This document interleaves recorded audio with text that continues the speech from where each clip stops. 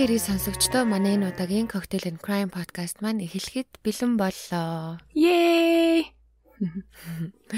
За манай 3 дугаар бүлэг эхэлсэн. Одоо Долмагийн маань хамгийн анхны дугаар явах гээд бид хоёр бэлэн болчоод байж гин. Тэгээ дугаартаа орохоос өмнө сануулга хэлье. Манай подкаст насан турш хүмүүст зориулагдсан учраас насан туршаагүй юм уу? Одоо юмнаас амархан айдаг, хит эмзэг хүмүүс сонсохыг ер нь сонсоод димидээ гэж бид хоёр зөвлөдөг байгаа. Тэгээд үнэхээр сонсомоор байх юм бол өөрөөсөө араа дагаарай гэж.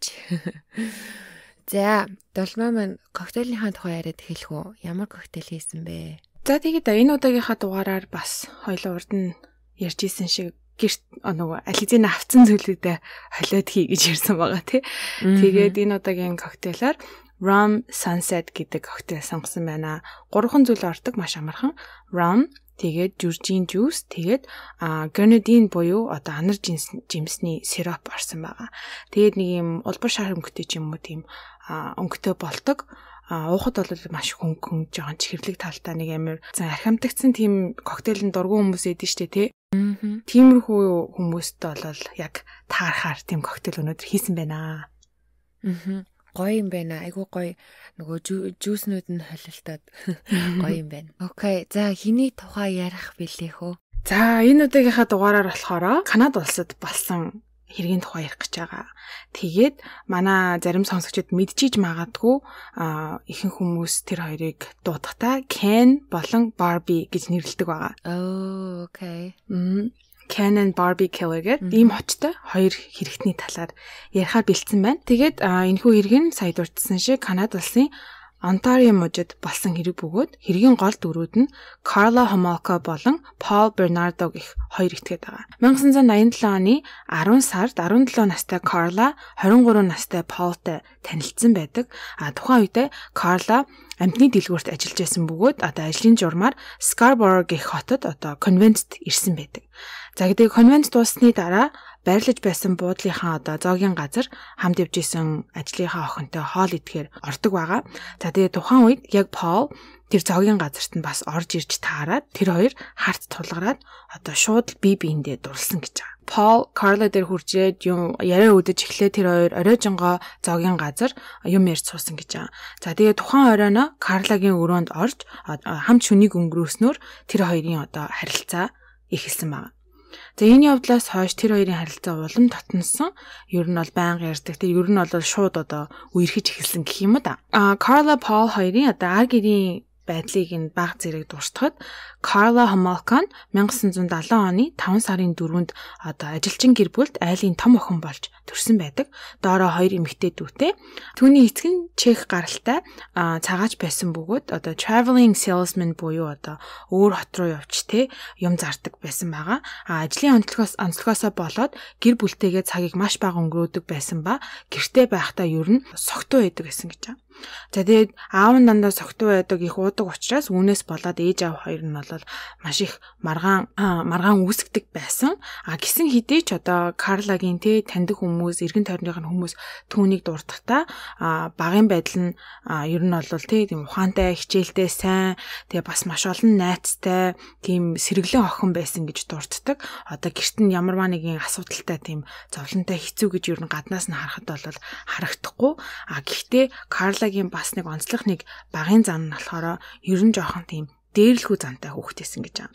За тэгээ үеийнхнийхаа дунд болохоор ер нь бүх юмний одоо тэгээ толгойлогч, манлайлагч одоо санаачилгаан гаргадаг тийм нэг юм байсан гэж байгаа. За тэгээ багын амтнд хайртай байсан болохоор хичээлийн хажуугаар ахлах сургуулаасаа эхлэн амтны дэлгүүрт ажиллаж явсараагаад амтны эмнэлэгт туслахаар ажиллаж эхэлсэн байгаа. Paul Bernardo-гийн хувьд болохоор 1964 оны 8 сарын 27-нд төрсөн 3 хүүхэдтэй айлын бага хүү болон мэндэлсэн байдаг. Дээр нэг ихч нэг ахтай. Paul-ийн бага насыг дуртахад бас тийм таатайч орчинд ер нь бол өсөөгөө байдаг. Боломжийн хөрөнгөтэй айл байсан хэдий ч гэр бүлийн уур амьсгал нь одоо маш хүйтэн байсан гэж байна. Түүний аав нь ээжийг нь сэтгэл санаа болон бие махбодын хүчирхийлэлд байнга оруулдаг. Тэгээ ер нь жоохон хэрүүл уралтай. Тэгээ аав нь ээжийг нь ер нь бол байнга зодддаг байсан юм шиг байгаа. Тэгээд аавынх нь аав нь буюу одоо өвөө нь бас эмээг нь байнга зодддаг, дарамталдаг байсан гэж байгаа. Тэгээ 75 он буюу Полыг 11 настай байхад түүний эцэг нь бага насны охиныг одоо насан туршаагүй охиныг оролцсон хэрэгт орсон холбогдсон байдаг. Мөн дээрээс нь эгчийг нь хүртэл одоо бэлгийн хүчээр хилэлд оруулдаг байсан нь илэрдэг байгаа. Энэ явдлыг мэдсэн ээж нь сэтгэл санааны гүн дарамтанд орж хүн амьтантай ч юу н харьцаа болж хаусныхаа доод давхарт эцгээс нь тусдаа амьдрах болсон гэж байгаа. Тэгээ хүүхдүүдтэйгээ ч гэсэндээ ер нь барыг харьцдаггүй. Тэгээ харьцахаараа ингээд амар хар яар гэдэг амар муухан ааштай, муухан хүндий харьцдаг байсан гэсэн. За тэгээ гэр бүлд иймэрхүү зүйл өрнөж яхад ах эгч хоёрыгоо бодвол Пол тийм зовлон амсаж яваа хүүхчиг ерөөсө харагддаггүй байсан гэж байна. Сургуулаас нь багш одоо ангийнхны хүүхдүүдээс ингээд асуухад маш илдэг зантай, амар найрсаг, хичээлдээ амар мундаг, бас дээрэс нь маш олон найзтай, тэгээ байнга л одоо нэг юм амар аз жаргалтай байдаг байсан. Пол 16 настай байхад нь ээж аав хоёр нь хоорондоо маргалтаад ээж нь Полыг өөр эцэгтэй гэдгийг нь хэлсэн гэж байна.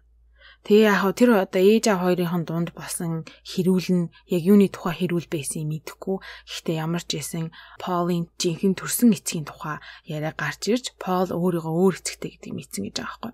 Тэгээ ээж нь болохоор хоёр хүүхдээ гаргасныхаа дараа нөхөр нь болохоор байнга нөгөө гадагшаа явцдаг те ажлаа хийгээ явцдаг байсан болохоор гэртээ амар ганцаарддаг байсан. Тэрнийхээ улмаас хуучин найз залуутайгаа одоо холбоо тогтоон уулзаж эхэлсэн ба ийхүү Полыг тээсэн гэж байна.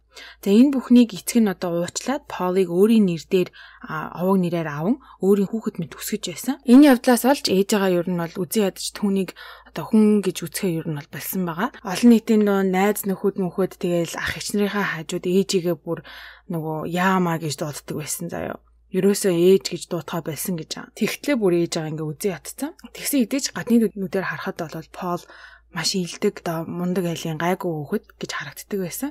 Гэхдээ тэр одоо инээмсэглэл дүүрэн царай нь зүгээр маск өсвөр наснаас эхлэн одоо айлын цонхоор хувцас сольж байгаа одоо тайлж байгаа эмэгтэйчүүдийг харж бэлгийн таашаал авах болсон ба тэр хүсэл нь одоо жил ирэх тусам илүү dark болж илүү гүнзгийрч исэн. Гүү байдал нь ер нь дамжирсаар сүултээ садист сонирхолтой болсон байгаа.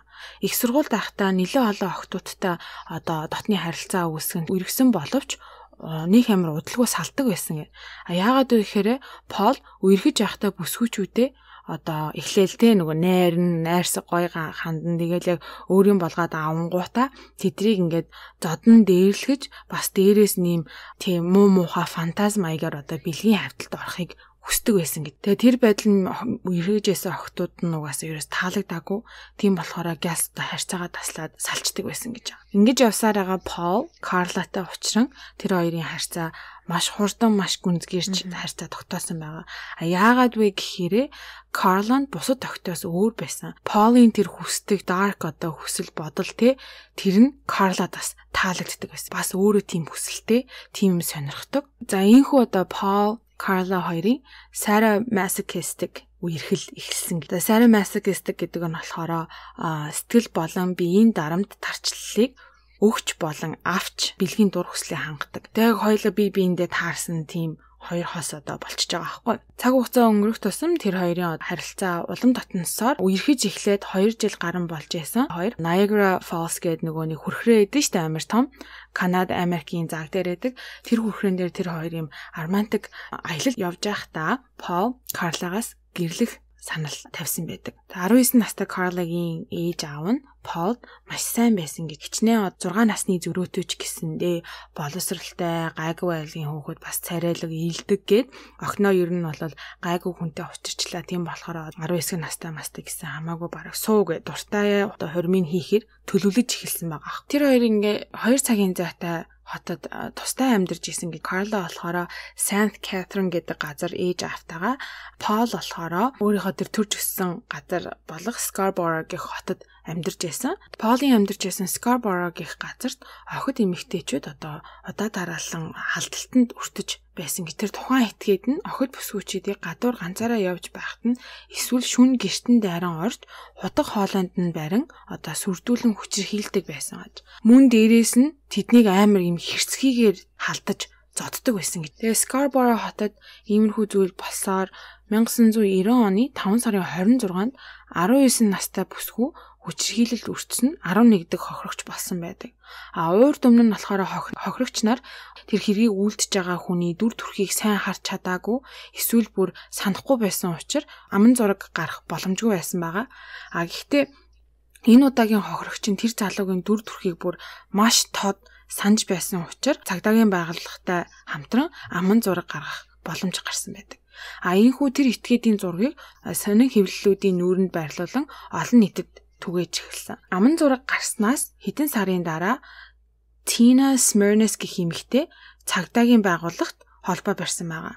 Тэгээ хэлэхдээ энэ аман зургаар гарсан энэ залуу манай нөхрийн найз Paul Bernardo байж магадгүй юм шиг байна. Маш адилхан харагдаж байна. Бас дээрэс нь Paul хэрцгий тийм бэлгийн харьцаанд орох болон гаж хүслийнхаа тухай байнга ярьдаг нөхөр болон манай нөхрийн найзууд дунд байнга ярьдаг. Тийм болохоор та нар Paul-ыг шалгаж үзсэн дээр гэж мэдэгддэг байгаа. Тэгээд Paul-ийн найзын эхнэрээс өөр бас банкны ажилтан энэ манай банкнд үйлчлүүлдэг хүн байна гэж олбогдсон гэж байгаа. Тэр нь болохоор мэдээж Paul Bernardo байсан. За энэ хүү 1990 оны 11 сард Paul цагдаад шалгагдсан байдаг. Тухайн үедээ Paul-оос DNK-ийн шинжилгээ болон асуулт асуухад ямар ч эргэлзээгүйгээр бас сайн дураараа асуултанд хариулсан DNK-ийнхаа дээжийг өгсөн гэж. Тэгээд тухайн үед DNK дээж шинжлэх ухаан дөнгөж хөгжиж эхэлж байсан учраас процесс нь маш удаан явагддаг байсан. Тийм болохоор нөгөө innocent until proven guilty гэдэг тэгдэж штэ. Нотлох баримтгүй бол угаасаа буруугүй гэж үздэг тий. Тийм болохоор Paul-ыг баривчлах, саатуулах ямар ч тийм шалтгаан олдоогүй, нотлох баримт байхгүй учраас тавьж явуулсан байгаа. Тэр явдлаас хойш 3 сарын дараа Paul Carla-гийн амьдрах Saint Catherine гэх хот руу нүүсэн байдаг. За тэгээ энэхүү хурмаа хийхээс өмнө ээж автаагаа амьдраад мөнгөө цуглуулна гэсэн төлөвлөгөөтэй Carla-гийн гэр бүлтэй хамт амьдарч эхэлсэн гэдэг. Тэгээ Paul Carla хоёрыг харахаар ер нь гаднаас нь харахаар харилцаа нь маш төгс юм шигтэй. Хоёул амар царайлаг, бие биендээ амар хайртай юм шиг мөртлөө бас дотроо маш их асуудалтай байсан. Гол нэг асуудал нь болохоор Paul Carla-гаас залхаж эхэлснээ хэлдэг байсан гэж байна. Paul Carla-д хэлэхдээ чи надтай үерхээсээ аль хэзээ охин бие алдчихсан байсан.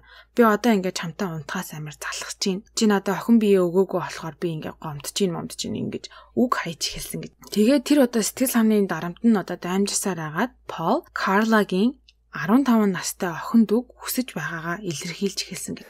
За тэгээд тэр жилийнхаа 12 сар буюу 100 сарын баяраар Carla Paul хэлэхдээ би чамд өнөөдөр 100 сарын баярын өдрийн бэлэг өгнө. Охин дүү Таймагийнхаа охин биеийг өгье гэж амласан гэж. Тэгээ гэр бүлийнхэнтэйгээ ингээд баярынхаа зогийг идчихэд ээж аав болон нөгөө охин дүүгээ унтсны дараа Тайми хэлсэн гэж байгаа байхгүй. Paul гуруула жоохон юм уугаад, жоохон юм ярьж сууя гэд аваад үлдсэн гэж байгаа.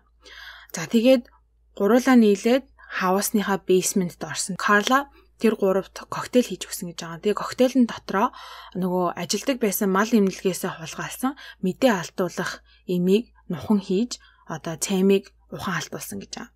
За тэгээ ийхүү 15 настай Таймиг хүчирхийлж эхэлсэн бөгөөд энэ бүх хийсэн зүйлээ камераар бичин авсан байдаг. Paul Таймиг ингээ хүчиндэж ахаад сэрчихвээ химээ амийг нь мансууруулах бодис шингээсэн алчуураар тарж исэн гэж байгаа байхгүй. Өөрийнхөө төрсөн дүүг штэ. Төд бодлогоо Таймид өгсөн юмнаас react өгсөн үү яасан. Тайми бөөлжсөндөө гахаж эхэлсэн байдаг.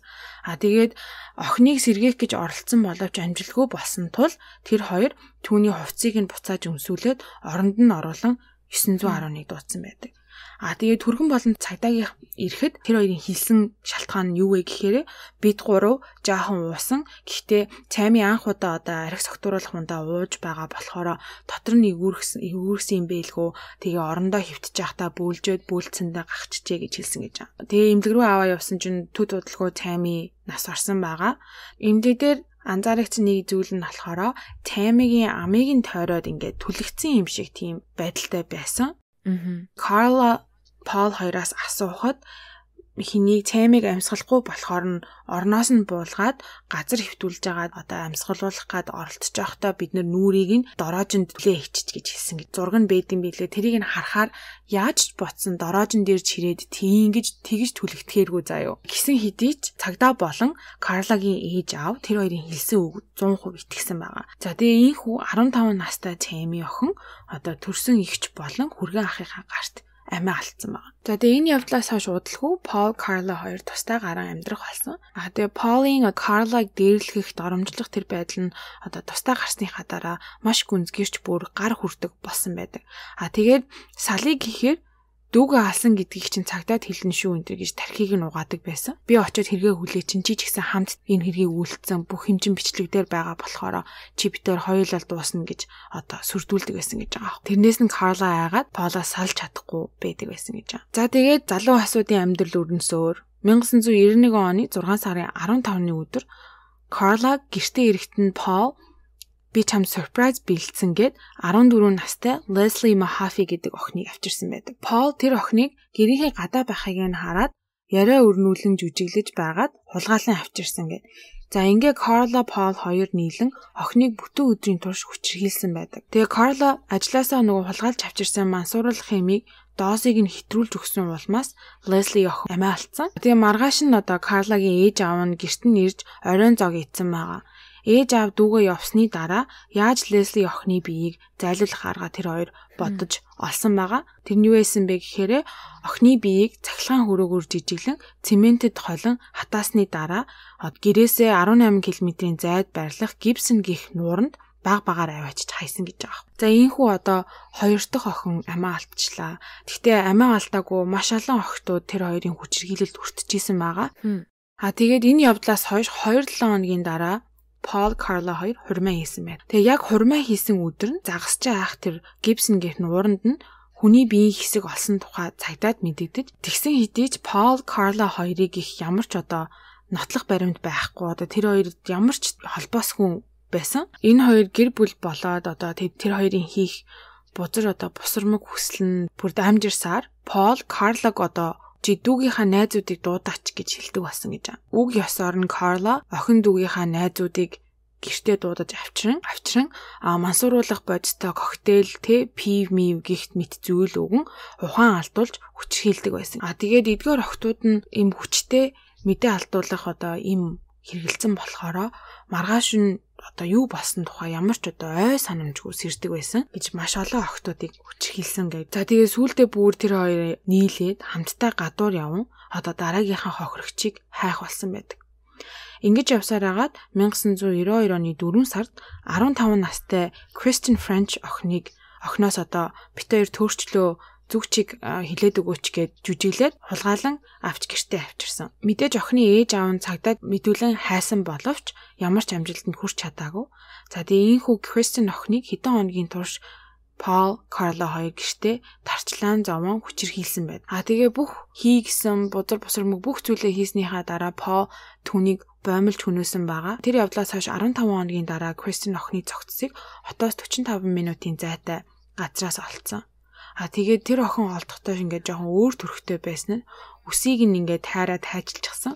Бас дээрээс нь усанд оруулсан байдалтай байсан гэсэн. Тэгээ ийхүү Карла Пол хоёрын одоо амьдрал ер нь бол өрнөсөөр охтууд ингээд баруун зүнгүү хүчирхийлэлд өртсөөр явсаар агаад гэрлээд 2 жилийн дараа Пол Карла хоёр маргалтаад Карла одоо нөхөртөө задуулсан байдаг. Тэгээ задуулахдаа хавирга нь хугарчихсан, нүүр ам нь хоёр нүдэнд бүр хоёулаа бүр юм хөхний залчихсан. Шинэ жилийн амралт тохиогоод 7 хоногийн дараа илээ ажилдаа буцаад орсон гэж байгаа. Тэгээ ажилдаа орсон чинь ажлынхаа найз нь хүү иччүүдээ нүүр ам чи юу алдсан гэсэн чинь би зүгээр машины осолд ороод ингэсэн юм аа гэж хэлсэн байгаа байхгүй найздаа. Ажлынхан тэр найз нь болохоор хэлсэн үгэнд нь итгэлгүй ээж аав руу залгсан гэж байгаа. Яагаад тэгэж хэлэх үндэслэл гарсан бэ гэхээр Карла Полын одоо тэр аашилдаг бас ингээд сэтгэл зүй болон одоо үгсээр бие махбодоор нь ингээд дээрлэгдэг одоо хүчирхийлдэг байсан тухайга ойр дотныхоо хүмүүс бас дурддаг байсан гэж тэр амар хөрцөн царайг нь хараад найз нь ээж аавд нь хэлсэн байдаг. Тэгээд ээж аав нь тэр мэдээг сонсоод Карлаг одоо хүчээр эмнэлэг дагуулж яван цагдаад мэдэгдүүлсэн байгаа. Тэгээ энэ явдлын дараа Carla Paul-аас салахаар шийдэж ээж автайгаа хамт амьдарч эхэлсэн. Яг тухайн үед Carla Paul-аас саллаа гэж шийдвэрээ гаргацсан байжсэн чинь нөгөө 2 жилийн өмнө Paul-ийн өгсөн ДНК-гийн дээж биш үү? Тэрний шинжилгээний хариу гарсан нь түүнийг одоо урд нь амьдарч байсан тэр Scarborough хотод болсон аллах болон хүчингийн хэрэгүүдтэй түүнийг холбож чадсан байна. Яа. Ингээд Carla Paul-аас салахаар шийдэл түрээд бас түгэж зогсохгүйгээр хийсэн бүх зүйлээ ээж авдаа илчлэхээр шийдсэн байна. Ингээд бүх зүйлээ ээж авдаа хийсэн гэсэн. Paul-тай нийлж хэдэн охин хүчинсэн, хэдэн хүмүүс хөнөөсөн, бас төрсөн дүүгээ хүртэл алсан гэдгээ ээж авдаа хэлсэн гэдэг. Тэгээ энэ бүх зүйлийг мэдээд ээж аав хоёр нь түүнийг за чи одоо өмгөөлөгч аав тэгээ цагдаад мэдэгд гэж хүссэн байдаг. Энэхүү Carla өмгөөлөгчтэй хамт 1993 оны 2 сарын 9-нд мэдүүлэг өгсөн байдаг. Carla бас амар санаатай хүүхэн заяа. Мэдүүлэг өгөхдөө бүх зүйлээ хийсэн гэж хэлсэн.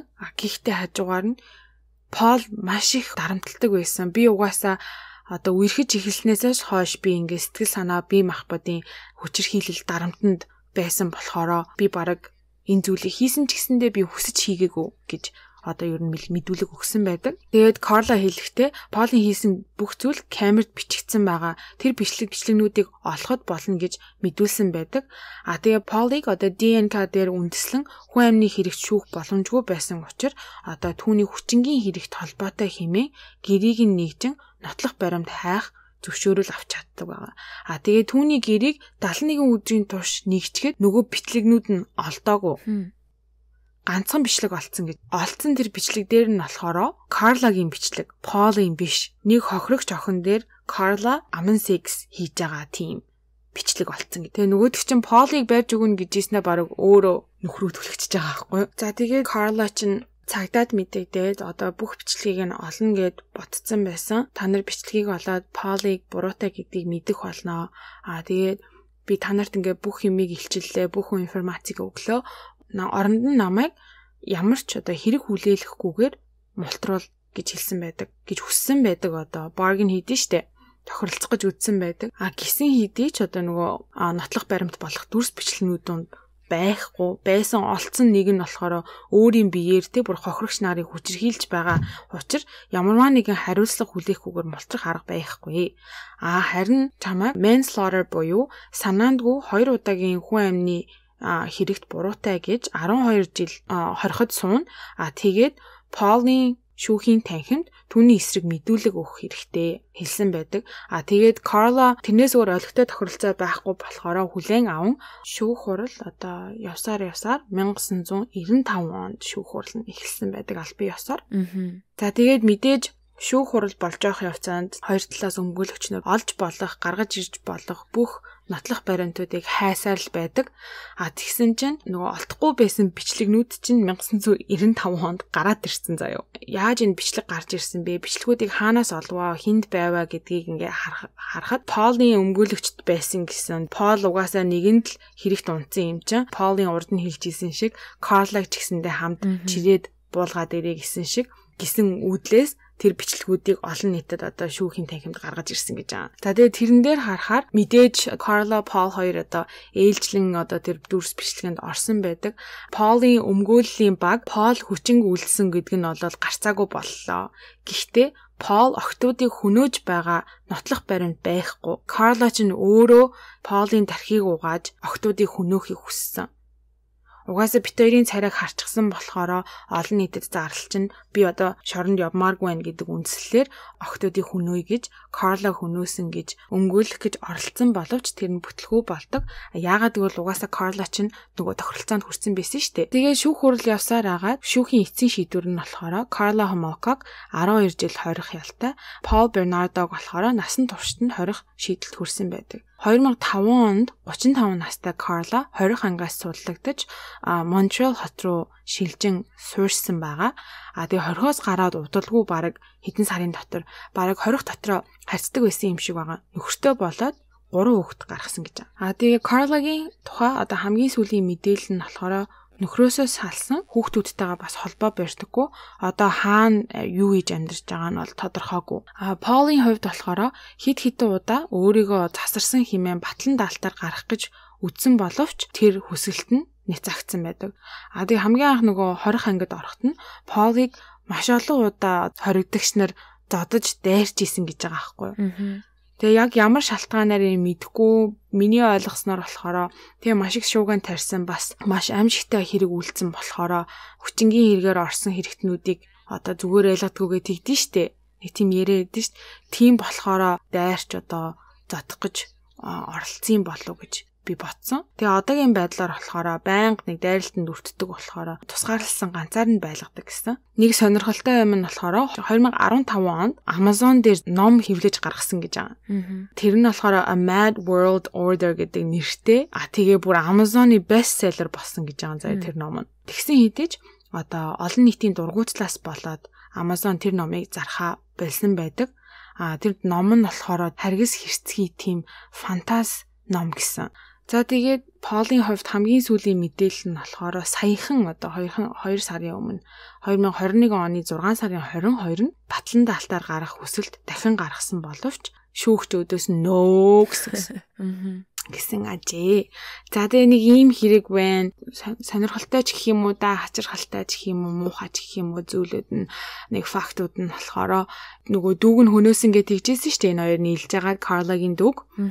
Тэр явдлаас хойш Карла дүүгийнхаа хувцсыг өмсөж одоо дүүгээ болон жүжиглэж Полтай бэлгийн харьцаанд ордог байсан гэж байгаа. Тэгээ тэрийг ингээд камераар бичсэн. Тэгээ өөрийгөө би Тэми байна гэж байгаа. Ёо бүр балай заяо. Мэдрэл муутай юм шүү. Харин тийм бас Карлагийн бичлэгүүд байгаа. Тэр бичлэгүүдээс нь ингээ харахаар Карла бүх одоо мэдээж ингээ бүх юмаа өөрөө илчилсэн болохоор илэн далангуу одоо мөрдөгч нартай ярьж байгаа байхгүй юу.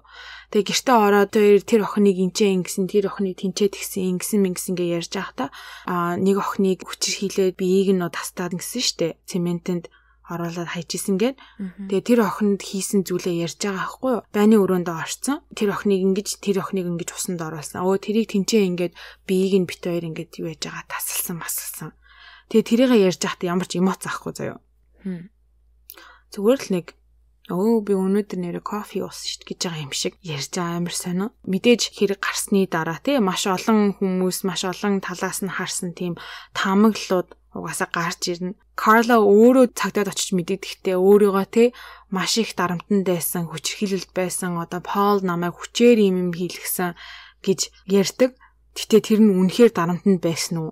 Одоо бүр дүүгээ хөнөөтөл Эсвэл Карла Полын толгойг эргүүлсэн үү? Бага наснаас нь харахад ярьж исэн штэ ер нь жоох юм болгоны нэг юм манлайлагч тийм байх сонирхолтой тэгээ бас дээрээс нь жоох тийм дээрлэхүү зантай байсан гэж байгаа. Тэгэхээр ингээд яг хэний буруу вэ? Карла үннийг хэлж байгаа юу? Пол үннийг хэлж байгаа юу? Яг уу мэдээж хоёулаа буруутай нь бол ойлгомжтой. Гэхдээ яг хэн 100% үннийг хэлж байгаа бэ гэдэг одоо маш олон төрлийн одоо таамаглалууд интернетээр дүүрэн байт юм бэл. Ёо бузар гэнэ бацар нэрийг уншихсан чинь бүр толгоо эргэцэн дунд нь бас. За нэг ийм хэрэг байна. Тэгээд чиний хувьд одоо энэ хэргийн гол мэдгүй угаасаа хоёулаа л messed up юм байна л да. Ямар хин Пол магадгүй psychopath байсан бах.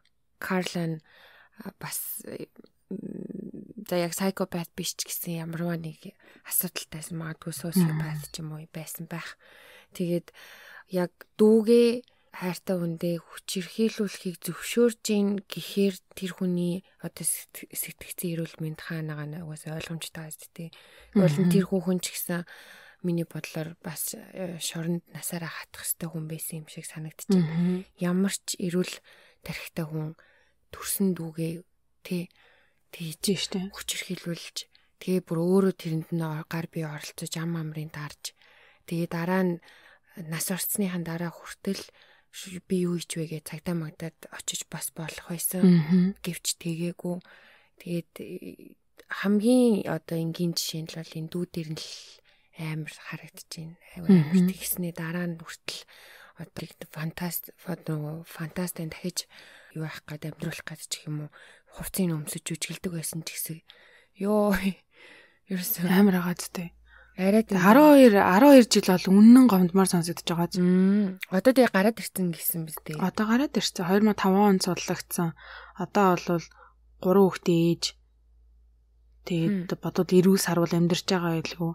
Ийм хүмүүс тэгээд эцэг их болоод хүүхдүүд өсгөөд байна гэхээр бас айгүй амар тий. Харин хин Полын хувьд болохоор бага насны бас амар их травматай байсан юм шиг харагдсан. 16 наснда тий эцэг нь өөр гэдгийг мэдээд бас амар хүн цохилтонд орсон байх. Тэгээ ээжээгээ маш их үзэн ядсан гэдэг хэсэж тэрнээсээ болоод эмэгтэй хүнийг одоо үзэн ядаж тий тэдэрлүү одоо халдах болсон болов. Тэгээ би бодчихсан аахгүй яагаад ингэж заавал тий одоо онгон охтуудыг хүсэддэг байсан бэ гэхээр ээж нь одоо аавынх нь араар тавьж агаад өөрийг нь олсон штэ. Тийм болохоор одоо өөр хүнтэй унтаж үзээгүй ч юм уу тийм одоо охин биеэрээ байгаа охтуудыг тий илүү хүсдэг байсан юм болов. Найз залуу малуутай байсан. Тэг би нас бий гүйтсэн эмэгтэйчүүдийг болохоор ээжээгээ гэж бодох ч юм уу мэдэхгүй нэг амар бас нэг юм сэтгэл зүйн бүр нэг амар юм яваад байгаа тэнцээ. Яалтчгүй нэг юм байх шиг байна тий. Тэгээд нөгөө Полын найз нь бас нөгөө аман зургийг харчаад үе найзтай адилхан юм байна гэж бас цагдаад хилдэг нь бас айгүй мундаг санагдлаа. Одоо жишээ нь чиний чамтай адилхан зураг муухай амлж байгаа юм биш л те. Зөвхөн жишээ нь чиний зурагтай адилхан зураг тийм аман зураг гарсан энэ нэрэн суралжилж ийн гэвэл би бол хизээч миний тархинд одоо энэ манай найз штэ гингүүтээ цагдаа дуудах тийм одоо юу орж ирэхгүй гэх юм уу итгэхгүй гэх юм уу магадгүй итгэхгүйгээсээ болоод за биш бах те адилхан хүн байх гэд ингээ жоохон хоошо суух байж магадгүй гэж би сая зүгээр төсөөлжлээ л да. Тэгсэн чинь найз нь тэгээгүй те ажил хэрэг болгоодлаа цагдаа магдаа дуудаад тэр нь бас айгүй хэрэг болсон биз дээ. Тэгэхээр бас лаг юм аа гэж бодож суужлаа. Ийм тэнд одоо таньдаг хүнтэй чинь ч юм уу адилхан тийм ерэн суралжилж байгаа постэр энэ төр байх юм бол одоо цагдаа дуутах нь штэ манайхаа. Ямар ч найзууд байсан хамаагүй байх нь штэ. Тий штэ. Гимт хэрэг зүйлгүй. Гэхдээ угаасаа юу штэ тиймэрхүү мэдээллийг цагдаад мэдэгдэхэд хэрвээ чи хүсэх юм бол чиний нэр ус хин хэлсэн гэдгийг заавал олон нийтэд цацаад ах шаардлага байхгүй. Тэрийг цагдаагийн байгууллага бол хамгаалах ёстой. Тэгсэн би бүр тэр дүүгээл гэж бодохоор бүр тэр бол бүр хамгийн тэгээд тэр ээжтэй хэлээд бүхнээ хэлээд дүүгээ ингэсэн тэгсэн гэхэд ёо тэр ээжэд ямар хийсэн болоо тий. За маш сонирхолтой бөгөөд амар заван. Айгууд надад миний амар бохор мэдрэмж төрөөд байна юм. Дүүгээ төрсөн дүүгээ гэдгийг надад үнэхээр төсөөлөхдөггүй би яс доорой дүүтэй байхгүй юу. Нөө бүр амар муухай эвгүй тухгүй болчлоо. Тэгээд ямар ч хэсэ айгу амар хэрэг ярьж өгсөн. Дулмаата баярлаа. Зүгээрээ. Өнөөдрөө мартснаас манайхан мэдж байгаа байлгүй уламжлалт ёсоор бит хоёр угаасаа хэрэгтэй холбоотой бүх зүйлийг Instagram болон Facebook дээрээ тавьдаг байгаа. Чадах чинээгээр бас YouTube дээрээ зургийг нь оруулж байгаа. Гэхдээ тэр бас нэг юм асуудал үүсгээд байна. Яагаад гэвэл бит хоёр аль болох гайгүй бас тэгээд хүсээд байгаа тэр амир зургнуудыг нь тавьчихаар Facebook болон Instagram хүн report хийд юм уу эсвэл өөртөө нөгөө нэг болохгүй гэд юу яагаад байна бит хоёрын зургийг постыг устгаад байгаа учраас ер нь бол өмнөөс цааш бүр амар зургнуудыг ер нь тайхгүй гэж шийдвэрт хүрлээ. Тэгээд манайхан угаасаа хэргийн талаар мэдчихээн, нэр усыг нь мэдчихээн. Үнэхээр хэрэг дуртай хэрэг хошногоо болвол яг Google-с өөрөө ороод хараарэ. Тэгээд яваанда зураг тавиагүйгээд манайхан бити гомдоорой за гэж хэлэх гэсэн юм аа. За тэ нэг иймэрхүү байна да. За энэ удаагийн дугаар энд хүрээд өндөрлж байна. Тэгээд дугаараа энэ хүртэл сонссон хүн чи хэн байдаг лээ дулмаа? MVP.